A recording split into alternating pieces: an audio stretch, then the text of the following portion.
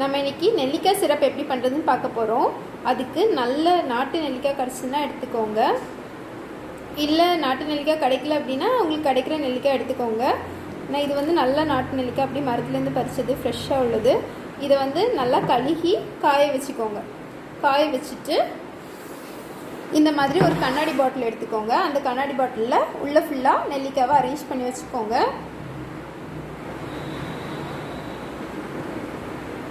இதுக்குள்ளால இது மூழ்கிற அளவுக்கு தேன் ஊற்றணும். இப்போ இதில் நம்ம தேன் ஊற்றிக்கலாம்.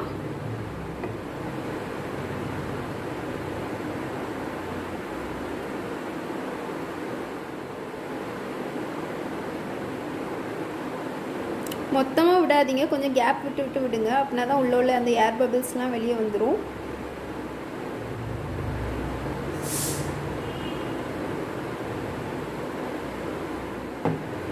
இதில் மேலே இந்த நெல்லிக்காய் மூழ்கிற அளவுக்கு தேன் ஊற்றணும்.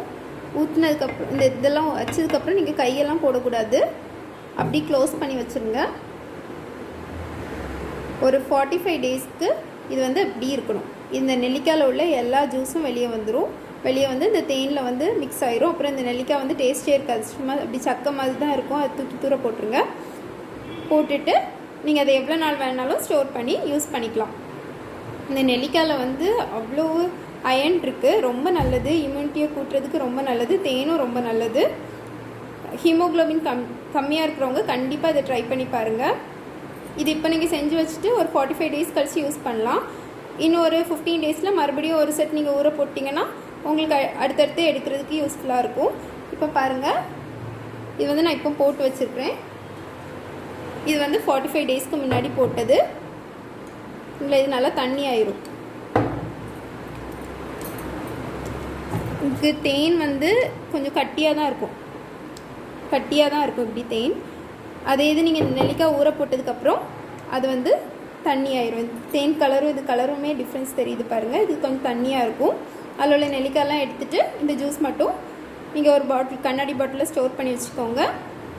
காலையில் கொஞ்சமாக இந்த அளவு போதும் நீங்கள் எடுத்து குடிச்சிங்கன்னா ரொம்ப நல்லது. ஒரு கப்பில் இவ்வளோ மட்டும் எடுத்து குடிங்க டெய்லி காலையில், ரொம்ப நல்லது. ஹீமோக்ளோபின் வந்து நல்லா கூடும். கண்டிப்பாக இதை ட்ரை பண்ணி பாருங்கள். சின்ன குழந்தைங்கள்லேருந்து எல்லாருக்குமே கொடுக்கலாம். தேன் தான் நம்ம மிக்ஸ் பண்ணியிருக்கோம், தேனும் நெல்லிக்காயும் தான் எடுத்துருக்கோம். அதனால் இது ரொம்ப நல்லது தான் உடம்புக்கும்.